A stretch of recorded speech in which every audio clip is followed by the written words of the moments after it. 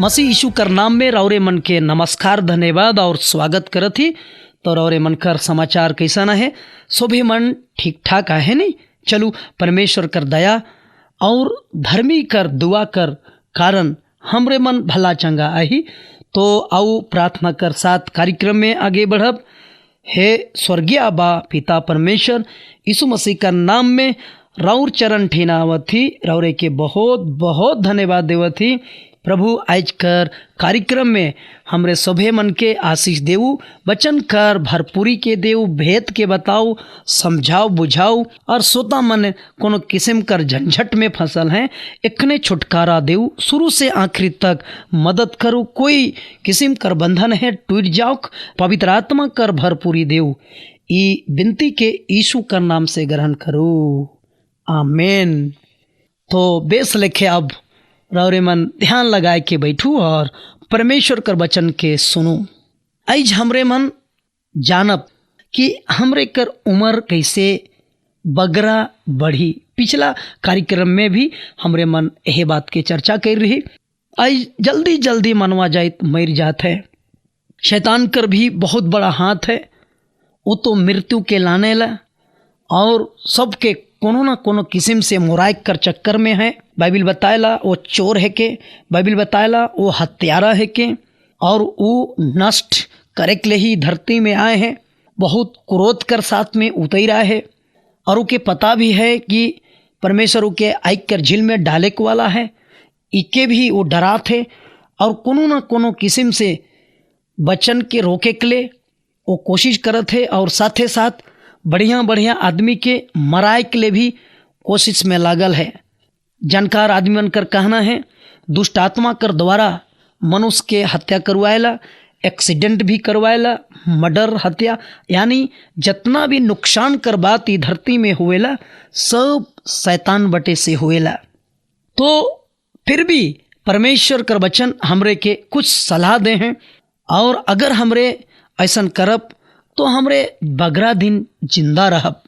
पिछला कार्यक्रम में हमरे देखली कि परमेश्वर कर भय मानल से हमरे कर उम्र बढ़ी और हमरे देखली परमेश्वर कर बचन के हृदय में बसाए के राखल से हमरे कर उम्र बढ़ी। मतलब परमेश्वर कर बचन के याद करल से मानव जाति कर उम्र बढ़ेला। तब हमरे मन देखली कि आयो और अबा मन कर आदर करल से, उके सम्मान देवल से हमरे कर उम्र बढ़ेला। लेकिन दुखद बात है कि आज माँ और बाप के छुआ पुता मन आदर सम्मान नहीं देवत हैं, उल्टा उके मारपीट करत हैं, कुकुर बिलायर लेखे उनकर जिंदगी के कर देवत हैं, घर से निकलाए देवे ना। वाह, वह कारण श्राप पाए जाते और मानव जाति इस धरती में बहुत मुश्किल कर सामना करत हैं। नीति वचन 18 अध्याय 21 पद के जब हमरे मन पढ़ीला तो हियाँ और गोटेक रहस्य कर बात छिपल है। लिखल है मुंह में जीवन और मृत्यु दोनों होवेला और जेमन इके जैसन इस्तेमाल करे ना उसने उमन उकर प्रतिफल के भोगे ना। तो नीति वचन 18 और 21 पद कहेला मुंह में जीवन भी है और मुंह में मृत्यु भी है। तो अगर ई मुंह से रावरे बढ़िया बढ़िया बात बोलब तो रावर उम्र बढ़ी, मुदा ई मुंह से भाड़ भिसर आदमी मन के शराब देव निंदा और शिकायत करक में रहब तो बाइबिल ये भी कहेला कि रावर उम्र घटी। कहियो कहियो सोचीला निंदा शिकायत कर ले हमरे कर फायदा होवेला, कुछ फायदा नहीं होए वाला। बाइबिल कहेला कि जहाँ तक हमरे कर उम्र घटेला।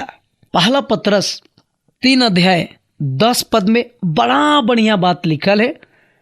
वहाँ ऐसा लिखल है जे आदमी जीवन कर इच्छा रखेला और वो बढ़िया दिन के देखे खोजेला, वो अपन मुंह के लगाम में रखोक और सावधानी से बोलोक, तब उकर जिंदगी उम्र में बढ़ जाई और वो भला चंगा रही। वाह, कितना बढ़िया बात है। मानव जाति इस दुनिया में उम्र बढ़ोक यहे इच्छा रखे ना और सोचे ना हम बगरा दिन जियब, कोई जल्दी मोरे नहीं खोजे ना, चाहे वो ढर्री बुढ़िया भी हो गलक फिर भी ये धरती से जाए कि नहीं, पूछ के देखब रहो रे और कतई दिन बुढ़िया ठाव ठाड़ल रहे और बाबू एखन 17-18 साल इसन कही। इकर मतलब है कि कोई मोरे के नहीं चाहेन, धरती में बगरा दिन जिए के चाहेन, लेकिन भाई बहन एगो उपाय है, परमेश्वर कर वचन के याद रखू, माए बाप कर सम्मान और आदर करूँ और परमेश्वर कर भय में जिंदगी बिताऊ। देखू और उम्र बढ़ जाई, ई परमेश्वर बटे कर कहना है के, और अपन मुंह से बेस बेस बात बोलू, भाड़ बिसर ना कहूँ, बगरा निंदा और शिकायत ना करूँ, तब देखूँ परमेश्वर और जिंदगी में आशीर्वाद से भरवें। काहे कि बाइबल में ऐसा लिखल है, परमेश्वर बटे से उम्र बढ़ेला, परमेश्वर जे चाहे ना वो कर दिखाए ना, से कर चलते और अपने मुंह के लगाम में रखूँ, झूठ ना बोलूँ और भाड़ बिसर ना बोलूँ, आशीर्वाद देऊ, तब देखो परमेश्वर अनुग्रह कर में। ई संदेश में आज रौरे के परमेश्वर बहुत बगरा आशीष देवक। अगला कार्यक्रम में हमरे कर मुलाकात होगी, तब तक से जोहार, धन्यवाद।